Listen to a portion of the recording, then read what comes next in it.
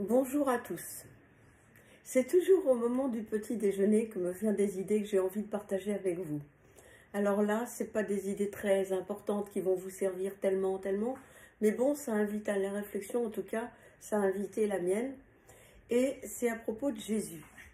Hier, j'ai vu un documentaire sur Jésus par Stéphane Bern dans Secret d'Histoire. Avant ça, j'avais vu un documentaire sur Jésus, sur les mystères du christianisme, fait par des historiens. Enfin, j'en suis à celui de Stéphane Bern où on montre Jésus comme quelqu'un de profondément bon, se référant à un bon Dieu dont il serait le fils. Alors l'était-il? Le croyait-il? Mais voulait-il simplement changer le monde avec sa grande bonté, en aidant les gens à devenir eux aussi bons, gentils, s'aimer? Il ne faisait de mal à personne, il était suivi par plein de gens, et au final, il est tué. Un peu comme si on n'avait pas le droit d'être gentil dans ce monde sans avoir une fin tragique. Ça a toujours été comme ça, finalement, les gens qui ont prêché la bonté, la générosité, ils ont tous mal fini, à croire qu'il faudrait presque être vicelard et méchant pour durer longtemps sur cette terre. Mais ça m'a fait penser tout de même à une chose, c'est que Jésus, il n'a pas changé le monde en fin de compte. Il ne suffit pas de croire en Dieu pour être quelqu'un de bien.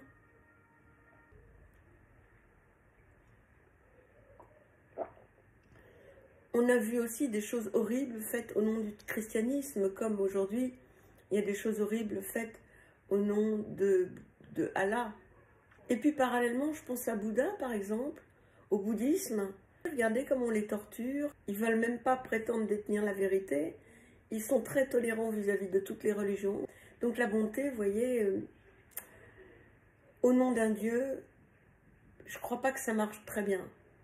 Par contre, la bonté, au nom de la communication et de la douceur de communication avec les autres, avec soi-même aussi, ne plus se juger, ne plus juger les autres, devenir ouvert, acceptant, gentil, quoi que pense l'autre, quoi que fasse l'autre.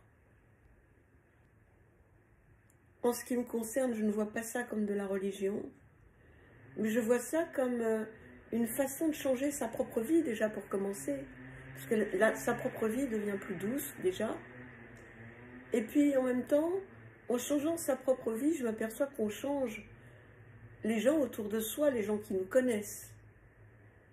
Les compagnons boudeurs deviennent sympas, les femmes acariâtres deviennent gentilles, les parents à qui on donne de la douceur deviennent doux pour leur bébé. Ça, Dolto l'avait déjà montré. Les gens que vous rencontrez, quand vous les accueillez, ils vous sont reconnaissants et après ils vous accueillent. La vie sur cette terre peut être douce sans croire nécessairement en Dieu. Et elle peut être douce pour soi, mais elle peut aussi être douce pour beaucoup de monde si on s'y met tous. J'anime tous les soirs des petits groupes de parole philo où on travaille ce genre de choses, c'est-à-dire comment affronter les problèmes de la vie sans être agressif, que faire de sa colère quand on la ressent, comment l'exprimer sans qu'elle soit humiliante ou blessante. Faut-il l'exprimer? On examine tous les soirs les mini-problèmes quotidiens qui se présentent à nous dans la journée et on les résout un par un et à chaque fois ça fait avancer d'un pas. Et à chaque fois on prend l'habitude de nouveaux comportements et de nouvelles manières de s'adresser à l'autre. Moi j'étais quelqu'un qui me détestait, je détestais tout le monde parce que j'avais l'impression qu'on ne pouvait pas m'aimer. Les gens étaient tous des agresseurs potentiels, ça a duré de nombreuses années. Et puis j'ai découvert que ça pouvait être autrement. J'ai découvert que, par la philosophie, qu'il n'y avait aucune raison de se fâcher contre l'autre puisque l'autre ne nous appartient pas. Je crois que ma réflexion m'a beaucoup aidée dans les changements de ma personnalité. La réflexion et l'entraînement aussi. Parce que mes psychothérapies m'ont permis d'appliquer ce que ma réflexion m'a apporté. J'espère apporter, moi, avec ces groupes de parole, à ceux qui participent, une vie beaucoup plus agréable, même quand tout semble plutôt noir, comme en ce moment. Je ne dis pas que ma vie est agréable du matin au soir, je ne dis pas que quand je me réveille, je me dis chouette, la journée commence. C'est pas mon truc, ça. J'ai un petit moment de dépression pendant une demi-heure. Mais après, quand je me plonge dans la philosophie, dans la communication avec les autres, dans mes petits groupes de parole, dans tout ce qui apporte de la paix, de la joie, du bonheur, de la douceur, je m'aperçois que ma vie, elle est vraiment sympa. Et 98% de ma journée a été très belle. Pourtant, c'est le confinement. Et je vois pas grand monde. Je vois même pas mon fils, ni mes amis. Je vais plus au café. Je vais plus manger mes petits plats du jour. En tout cas, vous qui n'avez pas une passion pour vous aider à vous changer les idées d'une façon extrêmement agréable, la philosophie peut devenir une passion. La réflexion avant d'agir dans la communication peut être une passion. Parce que ça ne s'arrête jamais. On a toujours de nouveaux problèmes qui se présentent à nous. Comment les gérer? On peut ne pas arrêter de progresser dans ce domaine. Puis je vous assure, ça prend la tête, mais cette fois d'une tellement bonne façon. Et puis avec de tellement bons résultats. Alors maintenant, je fais des groupes de thérapie pour des personnes boulimiques quand elles viennent à moi, pour me contacter et veulent faire un travail, parce que ça c'est un travail intensif, un travail lourd, qui nécessite beaucoup d'énergie.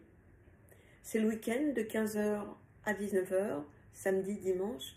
Et tous les soirs, je fais des groupes de parole. Alors, moi, je fais le lundi, le mardi et le jeudi. David Bernardo, qui est formé par moi, mais aussi par d'autres, fait le mercredi et le vendredi. Ces groupes de parole sont très libres. Vous pouvez arriver en retard, partir en avance, les mettre comme on met la radio pour écouter ce qui se dit, venir devant votre écran si vous avez quelque chose à dire au sujet de ce qui se passe. C'est vraiment un espace de liberté. Ça coûte 100 € par mois, c'est un forfait. Je ne sais pas si je peux diminuer le tarif davantage, mais j'ai envie de regagner ma vie aussi.